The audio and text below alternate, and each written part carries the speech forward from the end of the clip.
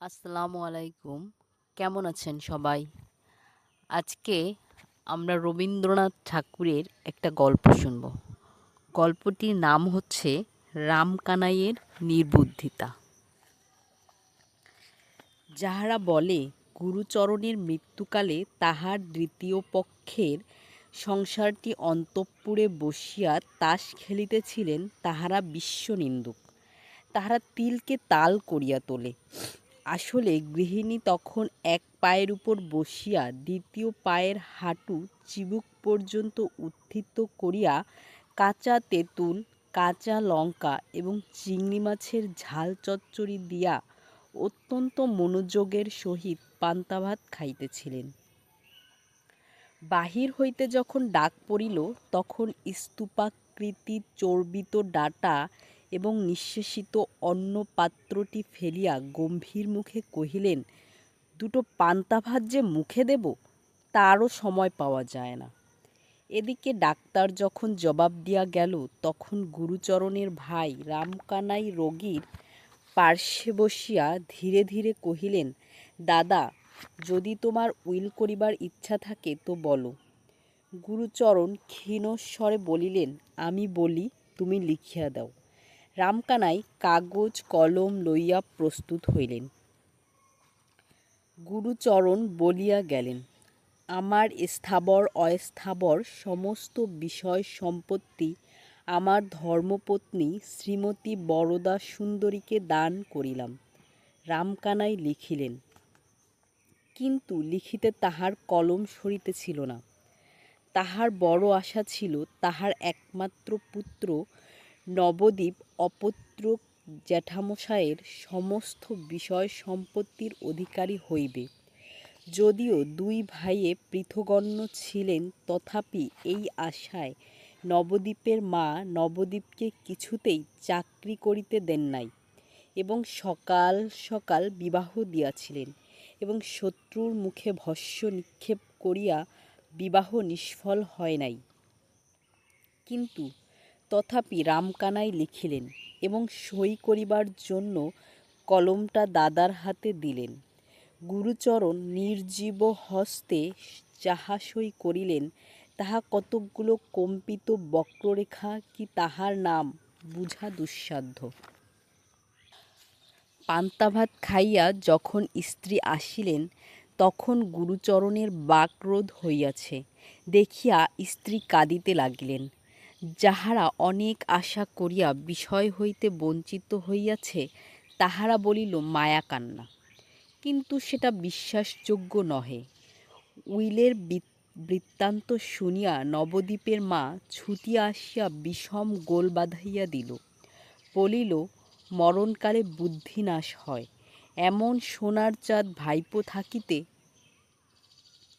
রামকানাই যদিও স্ত্রীকে অত্যন্ত শ্রদ্ধা করিতেন, এত অধিক যে তাহাকে ভাষান্তরে ভয় বলা যাইতে পারে, কিন্তু তিনি থাকিতে পারিলেন না। ছুটিয়া আসিয়া বলিলেন, মেজবউ, তোমার তো বুদ্ধিনাশের সময় হয় নাই, তবে তোমার এমন ব্যবহার কেন? দাদা গেলেন, এখন আমি তো রহিয়া গেলাম।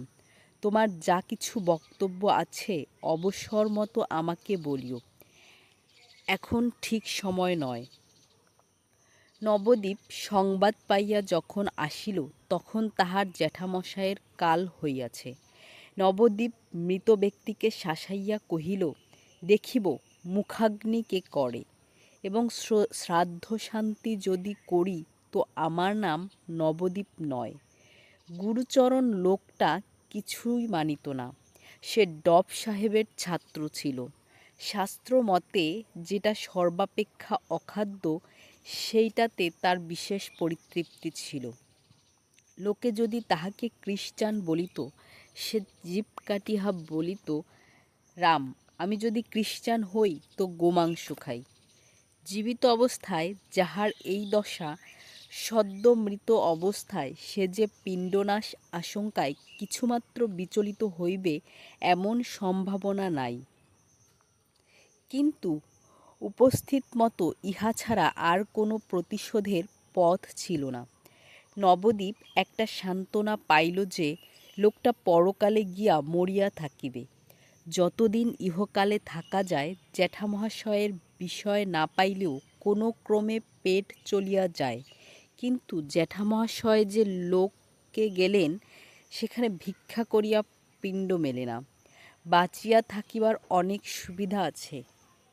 রামকানাই বরদাসুন্দরীর নিকট গিয়া বলিলেন, বউ ঠাকুরানী, দাদা তোমাকেই সমস্ত বিষয় দিয়া গিয়াছেন। এই তাহার উইল, লোহার সিন্দুকে যত্নপূর্বক রাখিয়া দিও।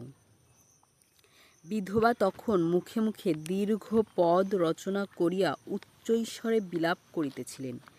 2-4 দাসীও তাহার সহিত স্বর মিলাইয়া মধ্যে মধ্যে 2-4টা নূতন শব্দ যোজনাপূর্বক শোকসঙ্গীত সমস্ত পল্লীর নিদ্রা দূর করিতেছিল। মাঝে হইতে এই কাগজখণ্ড আসিয়া এক প্রকার লয়ভঙ্গ হইয়া গেল এবং ভাবেরও পূর্বাপর যোগ রহিল না। ব্যাপারটা নিম্নলিখিত মতো অসংলগ্ন আকার ধারণ করিল। ওগো, আমার কি সর্বনাশ হলো গো, কি সর্বনাশ হলো! আচ্ছা ঠাকুরপো, লেখাটা কার? তোমার বুঝি? ওগো, তোমার যত্ন করে আমাকে আর কে দেখবে? আমার দিকে কে মুখ তুলে চাইবে গো? তোরা একটুকু থাম, মেলা চেঁচাস নে, কথাটা শুনতে দে। ওগো, আমি কেন আগে গেলুম না গো? আমি কেন বেঁচে রইলুম? রামকানাই মনে মনে বিশ্বাস ফেলিয়া বলিলেন, সে আমাদের কপালের দোষ। বাড়ি ফিরিয়া গিয়া নবদ্বীপের মা রামকানাইকে লইয়া পড়িলেন। বোঝাই গাড়ি সমেত খাদ্যের মধ্যে পড়িয়া হতভাগ্য বলদ গাড়োয়ানের সহস্র গুতা খাইয়াও অনেকক্ষণ যেমন নিরুপায় নিশ্চলভাবে দাঁড়াইয়া থাকে, রামকানাই তেমনি অনেকক্ষণ চুপ করিয়া সহ্য করিলেন। অবশেষে কাতর স্বরে কহিলেন, আমার অপরাধ কি? আমি তো দাদা নই। নবদ্বীপের মা ফোঁস করিয়া উঠিয়া বলিলেন, না, তুমি বড় ভালো মানুষ, তুমি কিছু বোঝো না। দাদা বললেন, লেখো। অমনি ভাই লিখে গেলেন। তোমরা সবাই সমান। তুমিও সময়কালে ওই কীর্তি করবে বলে বসে আছো। আমি মলেই কোন পোড়ারমুখী ডাইনিকে ঘরে আনবে, আর আমার সোনার চাঁদ নবদ্বীপকে পাথারে ভাসাবে। কিন্তু সেজন্য ভেবো না আমি শিগগিরই মরছি নে। এইরূপে রামকানাইয়ের ভাবী অত্যাচার আলোচনা করিয়া গৃহিণী উত্তরোত্তর অধিকতর অসহিষ্ণু হইয়া উঠিতে লাগিলেন। রামকানাই নিশ্চয় জানিতেন, যদি এই সকল উৎকট কাল্পনিক আশঙ্কা নিবারণ উদ্দেশ্যে ইহার তিলমাত্র প্রতিবাদ করেন তবে হিতে বিপরীত হইবে। এই ভয়ে অপরাধীর মতো চুপ করিয়া রহিলেন, যেন কাজটা করিয়া ফেলিয়াছেন, যেন তিনি সোনার নবদ্বীপকে বিষয় হইতে বঞ্চিত করিয়া তাহার ভাবী দ্বিতীয় পক্ষকে সমস্ত লিখিয়া দিয়া মরিয়া বসিয়া আছেন। এখন অপরাধ স্বীকার না করিয়া কোনো গতি নাই। ইতিমধ্যে নবদ্বীপ তাহার বুদ্ধিমান বন্ধুদের সহিত অনেক পরামর্শ করিয়া মাকে আসিয়া বলিল, কোনো ভাবনা নাই, এই বিষয় আমিই পাইব। কিছুদিনের মতো বাবাকে এখান হইতে স্থানান্তরিত করা চাই। তিনি থাকিলে সমস্ত ভণ্ডুল হইয়া যাইবে। নবদ্বীপের বাবার বুদ্ধিশুদ্ধির প্রতি নবদ্বীপের মার কিছুমাত্র শ্রদ্ধা ছিল না, সুতরাং কথাটা তারও যুক্তিযুক্ত মনে হইল। অবশেষে মার তাড়নায় এই নিতান্ত অনাবশ্যক নির্বোধ কর্মনাশা বাবা একটা যেমন তেমন ছল করিয়া কিছুদিনের মতো কাশীতে গিয়া আশ্রয় লইলেন। অল্পদিনের মধ্যে বরদাসুন্দরী এবং নবদ্বীপচন্দ্র পরস্পরের নামে উইল জালের অভিযোগ করিয়া আদালতে গিয়া উপস্থিত হইল। নবদ্বীপ তাহার নিজের নামের যে উইলখানি বাহির করিয়াছে, তাহার নাম সহি দেখিলে গুরুচরণের হস্তাক্ষর স্পষ্ট প্রমাণ হয়। উইলের 2-1 নিঃস্বার্থ সাক্ষীও পাওয়া গিয়াছে। বরদাসুন্দরীর পক্ষে নবদ্বীপের বাপ একমাত্র সাক্ষী, এবং সহি কারও বুঝিবার সাধ্য নেই। তাহার গৃহপোষ্য একটিমাত্র মামাতো ভাই ছিল। সে বলিল, দিদি, তোমার ভাবনা নাই, আমি সাক্ষ্য দিব এবং আরও সাক্ষ্য জুটাইব।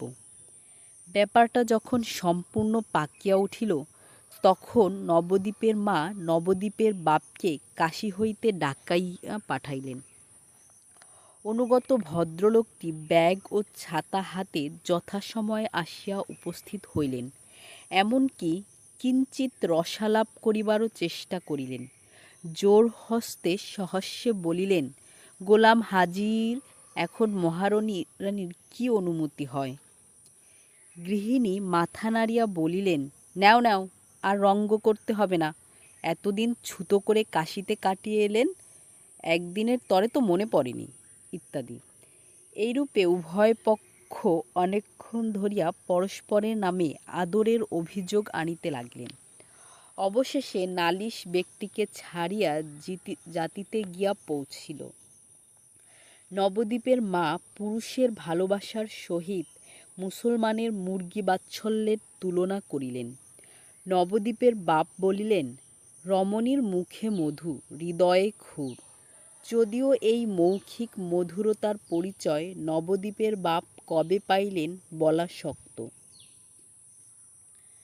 ইতিমধ্যে রামকানাই সহসা আদালত হইতে এক সাক্ষীর সপিনা পাইলেন। অবাক হইয়া যখন তাহার মর্মগ্রহণের চেষ্টা করিতেছেন, তখন নবদ্বীপের মা আসিয়া কাঁদাইয়া ভাসাইয়া দিলেন। বলিলেন, হাড় জ্বালানি ডাকিনী কেবল যে বাছা নবদ্বীপকে তাহার স্নেহশীল জ্যাঠার ন্যায্য উত্তরাধিকার হইতে বঞ্চিত করিতে চায়, তাহা নহে, আবার সোনার ছেলেকে জেলে পাঠাইবার আয়োজন করিতেছে। অবশেষে ক্রমে ক্রমে সমস্ত ব্যাপারটা অনুমান করিয়া লইয়া রামকানাইয়ের চক্ষু স্থির হইয়া গেল। উচ্চৈঃস্বরে বলিয়া উঠিলেন, তোরা এ কী সর্বনাশ করিয়াছিস? গৃহিণী ক্রমে নিজ মূর্তি ধারণ করিয়া বলিলেন, কেন, এতে নবদ্বীপের দোষ হয়েছে কি? সে তার জ্যাঠার বিষয় নেবে না, অমনি এক কথায় ছেড়ে দেবে?